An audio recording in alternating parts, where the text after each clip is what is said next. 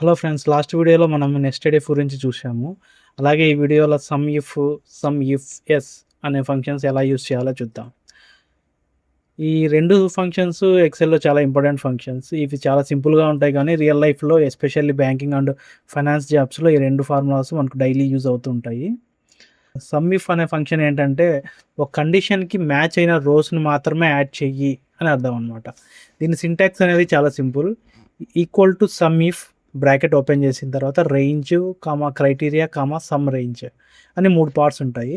మొదటిది రేంజ్ అంటే నువ్వు ఏ కాలం చెక్ చేయాలో అదనమాట. రెండవది క్రైటీరియా, నువ్వు ఏం వెతకాలనుకుంటున్నావో అది టెక్స్ట్ అయినా, నెంబర్ అయినా, కండిషన్ అయినా అది క్రైటీరియా. మూడవది సమ్ రేంజ్ అనేది కండిషన్ మ్యాచ్ అయిన తర్వాత రోలో ఏ కాలంని యాడ్ చేయాలో అనేది. అదే సమ్ ఇఫ్స్ అని అనుకోండి, ఈ సమ్ ఇఫ్ లాగే సమ్ ఇఫ్స్ ఒక కండిషన్ కంటే 1, 2, 3 కండిషన్స్ని ఒకేసారి చెక్ చేయాలంటే సమ్ ఐఎఫ్ఎస్ యూస్ చేయాలి. సరే, ఇప్పుడు మనం ఒక ఎగ్జాంపుల్గా ఒక చిన్న డేటా చూద్దాం. మన దగ్గర కొంతమంది పర్సన్స్ వాళ్ళ సేల్స్ డేటా, స్టేషనరీ వాళ్ళకు ఏ క్వార్టర్లో ఎంత సేల్స్ అయ్యాయి, ఎంత రెవెన్యూ జనరేట్ అయింది అనేది మన దగ్గర ఒక ఎక్సెల్ ఉంది. సో ఈ డేటాను బట్టి మనము కొన్ని ఎగ్జాంపుల్స్తో అది ఎలా యూస్ చేయాలనేది ఒకటి చూద్దాం. మనం ముందుగా ఇక్కడ ఉండే డేటాలో మనము టోటల్ రెవెన్యూ ఇన్ Q1లో ఎంత రెవెన్యూ జనరేట్ అయింది అనేది మనం ఒకటి ఈ కండిషన్ని తెలుసుకోవాలనుకుందాం. ఇది ఒక క్వశ్చన్.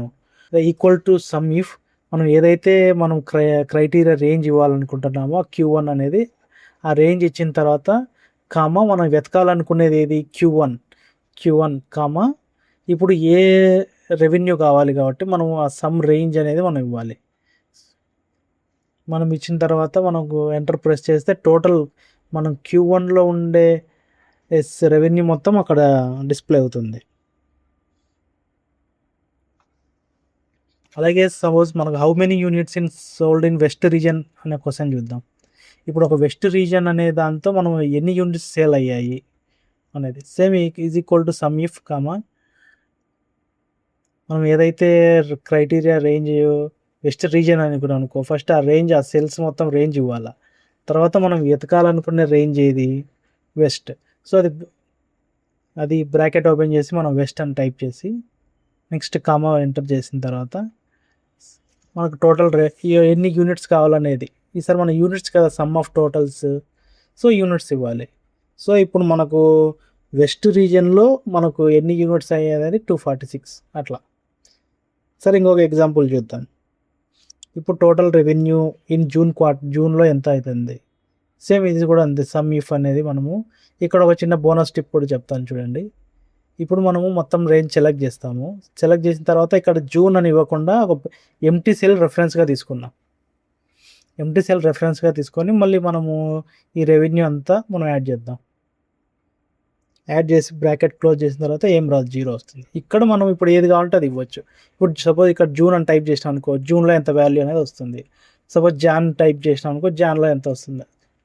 సో ఇక్కడ మనం డైరెక్ట్ ఫార్ములాలోనే ఇవ్వకుండా ఏమైనా ఎంటీ సెల్ రెఫరెన్స్ ఇచ్చామనుకోండి, ఆ ఎంటీ సెల్లో మనం ఏం టైప్ చేస్తే అది ఆటోమేటిక్గా మనకు వస్తుంది. సో ఇక్కడ కూడా మనం సమ్ ఇఫ్స్ అనేది ఎలా యూస్ చేయాలనేది ఇంకో డేటాలో చూద్దాం. ఎగ్జాంపుల్, ఇక్కడ సపోజ్ కొంతమంది కస్టమరు, బ్రాంచెస్, లోన్స్ అట్లా రకరకాల డేటా అంతా ఉంది. ఇప్పుడు మనకు యాక్టివ్గా ఉండే హోమ్ లోన్స్ ఎన్ని ఉన్నాయి అనేది మనం ఒకటి కనుక్కోవాలనుకున్నాం. స్టేటస్ అనేది యాక్టివ్గా ఉండాలి, హోమ్ లోన్ ఎన్ని ఉన్నాయి, ఎంత లోన్ అమౌంట్. సో ఇప్పుడు దీనికి ఉండే మనం ఫార్ములా రాద్దాం. ఈక్వల్ టు మనం బ్రాకెట్ ఓపెన్ చేసి ఈక్వల్ టు సమ్ ఇఫ్స్,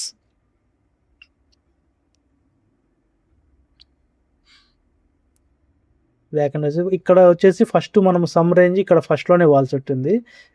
దానికి దీనికి తేడా ఇది అనమాట.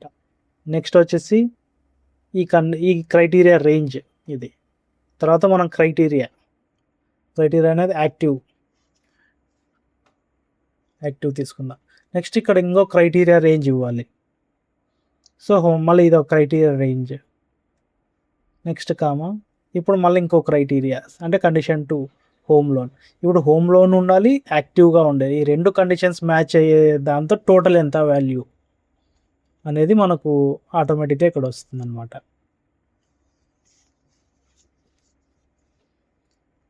ఇక్కడ మనం ఒకేసారి 2 కండిషన్స్ చెక్ చేస్తాం సమ్ ఇఫ్స్లో. సమ్ ఇఫ్ అనేది ఓన్లీ ఒక కండిషన్ మాత్రమే చెక్ చేస్తుంది. సపోజ్ ఇప్పుడు మనకు క్లోజ్డ్ లోన్స్ అనేది ఒక 10 ఇయర్ 5 ఇయర్స్ కంటే ఎక్కువ కావాలా, 5 ఇయర్స్ తర్వాతకైనా క్లోజ్డ్ లోన్సే మనకి ఏమేమి ఉన్నాయి అనేది 2 కండిషన్స్ చెక్ చేయాలనుకో. ఇప్పుడు సమ్ ఇఫ్స్ సేమ్ అదే బ్రాకెట్ ఓపెన్ చేసి మనము స్టేటస్లో రేంజ్ సెలెక్ట్ చేసి ఇక్కడ క్లోజ్డ్ స్టేటస్ అది చేసి మళ్ళీ మనకు టెన్యూర్ కావాలి కాబట్టి టెన్యూర్ క్రైటీరియా రేంజ్ సెలెక్ట్ చేసి మనకు ఎంత కావాలి 5 ఇయర్స్ కంటే greater than equal to 5 years, ఈ 2 కండిషన్స్ మ్యాచ్ అయ్యే రోస్లో మనకు ఎంత టోటల్ వాల్యూ ఎంత లోన్ అమౌంట్ అనేది ఇక్కడ వస్తుంది. సో సమ్ ఇఫ్స్ అనేది మీకు చాలా అర్థమైందని అనుకుంటున్నాను. ఈ వీడియో మీకు నచ్చితే లైక్ చేయండి, సబ్స్క్రైబ్ చేయండి, అలాగే మీ ఫ్రెండ్స్ అండ్ ఫ్యామిలీకి షేర్ చేయండి. Thank you for watching.